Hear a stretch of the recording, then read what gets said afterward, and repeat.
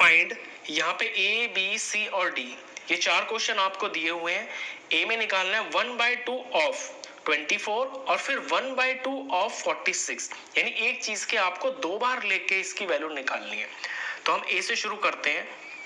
ए में मुझे निकालना है 1/2 ऑफ का मतलब होता है मल्टीप्लाई।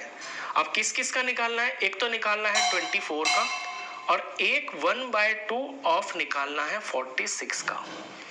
ये एक के ही दो पार्ट है, ये फर्स्ट पार्ट है और ये है सेकंड पार्ट। अब इसे सॉल्व करता हूं मैं। ऊपर ऊपर अगर मल्टीप्लाई करूं तो 24 1 जार हो गया है 24 और नीचे 2 और यहां कुछ नहीं है तो 1 हो गया, तो 2 आ गया, 2 1 जार 2 हो गया। 24 को 2 से डिवाइड कर दूंगा तो ये वैल्यू आ गई है 12, तो इसका आंसर तो हो गया 12। सेकंड पे बढ़ते हैं। 1/2 मल्टीप्लाई 46। अब मैं 46 को 2 से काट भी सकता हूं, ये दूसरा तरीका है। 46 और 2 दोनों 2 के टेबल से डिवाइड हो रहे हैं, तो इसे मैं काटूंगा तो 2 को 2 से डिवाइड करूंगा तो 1 आएगा और 46 को अगर मैं 2 से डिवाइड कर देता हूं तो 2 2 जार 4 हो गया और ये 6 2 3 जार 6 हो गया। तो काट के भी अगर आप क्वेश्चन को करते हैं तो उससे भी आपके स्टेप्स बच जाते हैं। यहां वैल्यू आ गई है 23। अब ऊपर 23 1 जार 23 आ गया और नीचे सिर्फ 1 है, यहां तो 1 हम मान लेंगे क्योंकि कुछ नहीं है, तो 1 1 जार 1 लिखने की जरूरत नहीं है, तो इसका आंसर आ गया 23।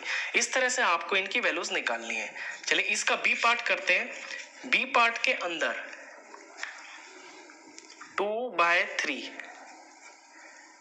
ऑफ 18, एक तो ये आंसर निकालना है और सेकंड में है 2/3 ऑफ 27। ये दो पार्ट है, दोनों को आपको सॉल्व करना है। अब मैं इनको काट के करवाऊंगा आपको, क्योंकि काटने से क्या है, स्टेप्स कम हो जाते हैं और आपका आंसर जल्दी आ जाता है। 3 और 18, 3 नीचे है 18 ऊपर है, तो जब भी ऊपर नीचे कोई नंबर आपके सेम टेबल में आते हैं तो उन्हें सेम नंबर से डिवाइड कर देते हैं। 3 और 18 3 के टेबल में आते हैं, 3 1 जार 3 हो गया और ये हो गया 3 6 जार 18।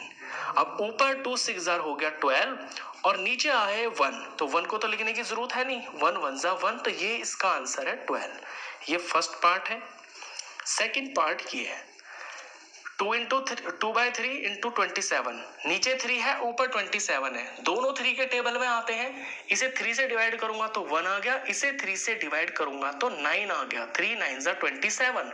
नीचे 1 आ गया और यहाँ पे कुछ नहीं है तो 1। जब नीचे नीचे 1 हो जाता है तो यानी कि नीचे का काम तो खत्म, क्योंकि 1 को 1 से मल्टीप्लाई करके 1 ही आता है, नीचे 1 लिखने की जरूरत होती नहीं है। ऊपर 2 इंटू 9, 2 9 जार 18, तो इसका आंसर हो गया है 18। ये बी पार्ट था। चलिए सी पार्ट करते हैं। सी पार्ट के अंदर 4/3, ये सी पार्ट है, सॉरी 3/4 है, ये 3/4 ऑफ, पहला है 16 और 3/4 ऑफ दूसरा पार्ट है 36। इन दो की वैल्यू निकालनी है।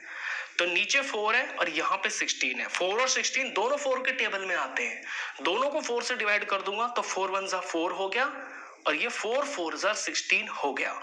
नीचे 1 आ गया, नीचे का काम खत्म।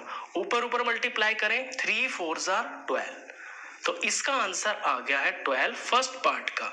सेकंड पार्ट देखिए, यहाँ पे नीचे 4 है, यहाँ 36 है, ये दोनों भी 4 के टेबल में आते हैं, तो 4 1 जार 4 और 4 9 जार 36, ऊपर 3 9 जार 27, इसका आंसर आ गया है 27। डी पार्ट देखते हैं। डी पार्ट के अंदर है 4/5 ऑफ, पहला है 20 और नेक्स्ट 4/5 35, दोनों की वैल्यू निकालते हैं।